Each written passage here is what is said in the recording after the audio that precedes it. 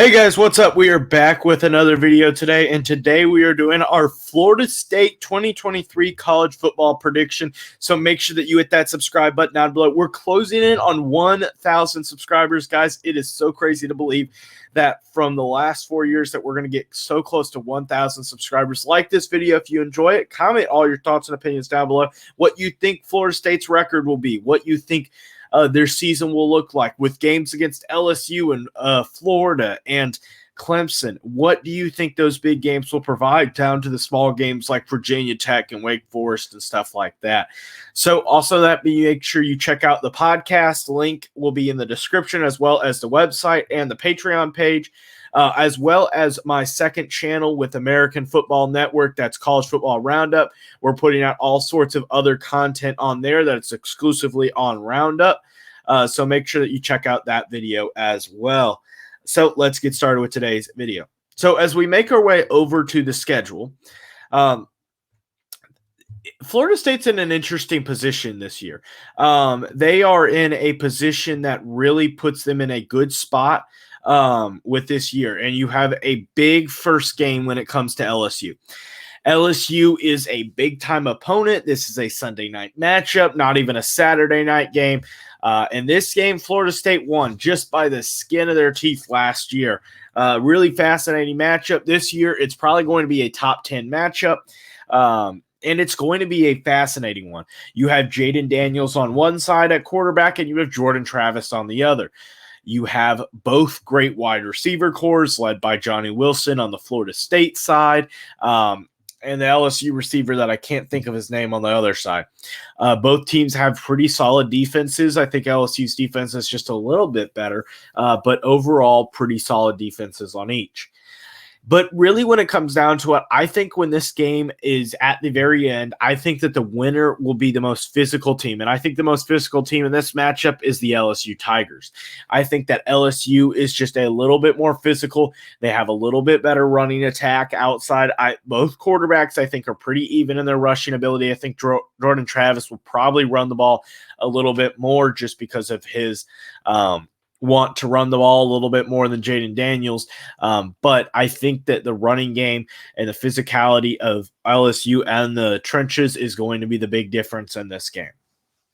Then moving on for your first true home game of the season, that will be a game against Southern Miss. The reason why I say first true home game is LSU. It is technically the home version of the home and away matchup, this one being in Orlando. So it's not a home game, but it is. Southern Miss, no issues here. I think Southern Miss joins a new conference this year. Other than that, I think Southern Miss, that should be a pretty easy game. Get the dub there. Then you head to Chestnut Hill to play the Boston College Eagles. This is a tough match. This is not a tough matchup. Boston College is in a bad spot. Jeff Hafley has got a lot of work to do, and to be honest, he could be on his way out after this season. It's not looking good for this Boston College program. I think you should get a pretty easy W there. Then we move on to the second biggest matchup of the year, maybe even the biggest if you really think about it, because at the end of the day, you got to win this ACC matchup in order to get the W here. I think that this is going to be a tough matchup. You got to head to Memorial Stadium. You got to go to Death Valley to win this, to play in this game. It's going to be a tough matchup. It is once again going to come down to the most physical team and being able to win in the trenches. And last year, Florida State got their butts whooped. And even though it was a closer score at the end of the game, Clemson really just kind of let him back into the game and then eventually won the game because of time running out. And Clemson, they played a pretty good game in Florida State, in the Doak. It's going to be a tough environment in Death Valley. I think with this game being on the road and what happened last year, I'm going to have to give the win to the Tigers. But you head into your bye week, and this is where you really get into ACC play. Yeah, Virginia Tech. Virginia Tech is not in a great spot. This is not the same Virginia Tech as it was under Frank Beamer. This is not the same type of team. Virginia Tech is in a bad spot with the complete whiff when it came to the hiring of Justin Fluente, and then now Brent Pry. I don't think that was a good hire either. You should get a win here. I think Virginia Tech is going to struggle. Then you have Syracuse coming to town with this game being a home. If it was up in New York, I think it would be a little bit more of an interesting matchup. But I think with Syracuse coming down to town, I think that the Heat may get to a team that is so far north. Even though it's in October and not September, I think it could be a factor in this game, and I think that they should be able to get the win as well. Then you bring in Duke, and Duke is in an interesting spot as a team. I think that they have a lot of pieces to be able to work with, especially at the quarterback spot with Riley Leonard. And I think Mike Elko has this team in a good spot. And I think that this is a must-win game for Florida State if you want a shot at getting into the ACC championship. Because I think if you lose to Duke, Duke will be the second team in that ACC championship if you've already lost to Clemson. If you beat Clemson, then I think you're in a fine spot here. But if you don't, you got to win this game. And with it being homecoming and all of that, I think that Duke does lose this game. I think Florida State gets to win. I think that Jordan Travis is just a little bit better of a quarterback, and I think that overall Florida State is in just a little bit better of a program spot than Duke is. So I think they get the win there.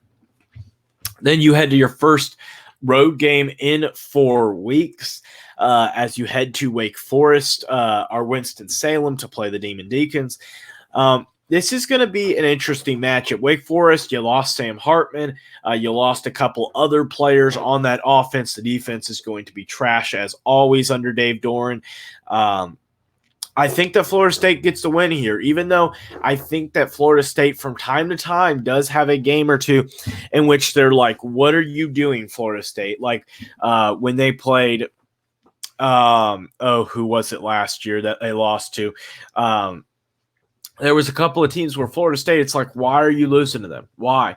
And I think that this is a game that could be a possible – these next 2 games, the Wake Forest game and the Pitt game, those are not going to be easy wins. But I think that they're very winnable games, and I think that you should win them, but they could be trap games if you let them. So I think that you get the win there. And like I said, with the Pitt or with the Wake Forest game, Pitt, I think is a very similar scenario. You have Phil Jurkovec, the quarterback, former quarterback from Notre Dame, and then BC, and now coming all the way to Pitt. I think that this is one of the weaker teams that Pat Narduzzi has had in the past 4 or 5 years. I think that they definitely had a lot of pieces, and I think that their quarterback position has improved compared to last year. But with Israel Abanikanda gone, I think that this makes it a little bit tougher of an environment for Pitt to start winning in. So I'm going to have a win here for the Seminoles. Then you head back home for your final 2 home games of the season. First one against in-state rival Miami. I think that you're in a good spot here against Miami. I think that Cristobal struggled a lot last year. And, well, I think I like Cristobal getting a little bit better, but I don't see Cristobal in Miami getting dramatically better. And even though this is later on in the season, and I think that they'll be a better team than they were last year, I'm still going to have to give the win to Florida State. The biggest, one of your toughest matchups of the year, North Alabama Lions. No, I'm being completely sarcastic. Should get an easy win there. And to be honest, really didn't do any research on this team.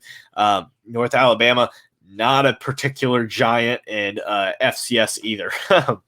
Then you head to your another rivalry game. You got Florida heading to Gainesville, heading to the Swamp. Should be an interesting matchup. I think that Billy Napier, he's got a lot of work to do with Florida, and I think if he's going to be able to get the W, or if Napier is going to be able to make this rivalry interesting, I think he's going to have to get a W eventually in this rivalry.